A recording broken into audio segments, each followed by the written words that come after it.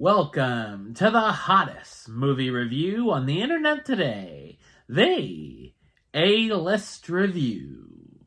I'm your host, the Game Changer, Wes Troop, and it's time to go back to the theater. And it's the latest remake of The Wolfman, this time from our friends over at Blumhouse. My review of the 2025 horror film The Wolfman, coming up now.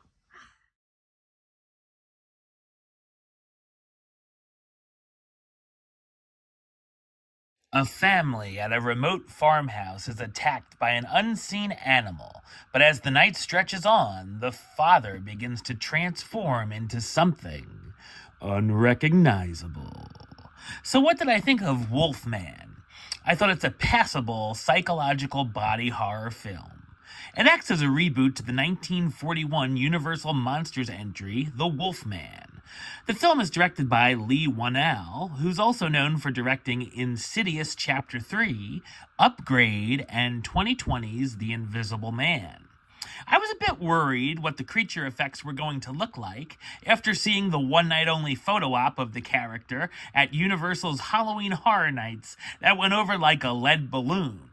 The makeup effects here are effective, thankfully, and instead of a quick or instant transformation, our Wolfman, Blake, transitions a little at a time and used David Cronenberg's The Fly as an inspiration.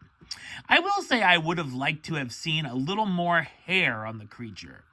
The cinematography, scenery of the Oregon mountains, and the sound design are all pretty impressive as well. The story follows Blake, a family man who had strange experiences in the woods as a boy, being raised by his father. Now, 30 years later, his father had been missing and has been pronounced dead, leaving Blake to inherit the family home. Having marital problems with his wife, Charlotte, he believes that spending time there to bond, along with their daughter Ginger, could help the family. What could go wrong? After an accident with the moving truck, the family finds themselves being chased by an odd creature, and Blake gets scratched. He tries to protect his family in the old house with no phones or electricity, while he begins an odd transformation of his own. Some of the build-up here can be a bit dull at times, and there's quite a bit of clunky, hokey dialogue. Of course, there are some predictable elements, and the use of some of the good old horror movie cliches and tropes, while the characters run from place to place on the property. But thankfully, it doesn't overdo them in an annoying fashion. There's a few moments that can get bloody and gory that are fun, and a few scenes that could make you squirm in your seat, dealing with teeth and fingernails. All the jump scares here felt justified and aren't cheap, even if they didn't scare me. There are a few times where the film jumps into a wolf vision of sorts, as we see what Blake sees as he's transforming, and it's harder to understand and see his family, which is pretty stylish. There's also some metaphors you could read into throughout. There's also a bit of heart here and there between Blake and his daughter. The characters themselves can be a bit flimsy, and I wish they had a little more to them, especially Charlotte.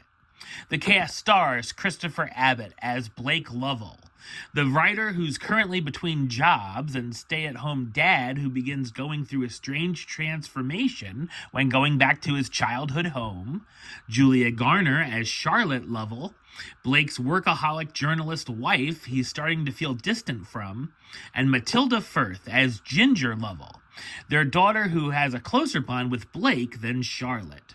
While it's not my favorite Wolfman or werewolf film, this new version of Wolfman has just enough bite over bark. Number-wise, I'm going to give it a 6 out of 10, which gives it the A-list rating of do it. It's a small do it, but a do it nonetheless.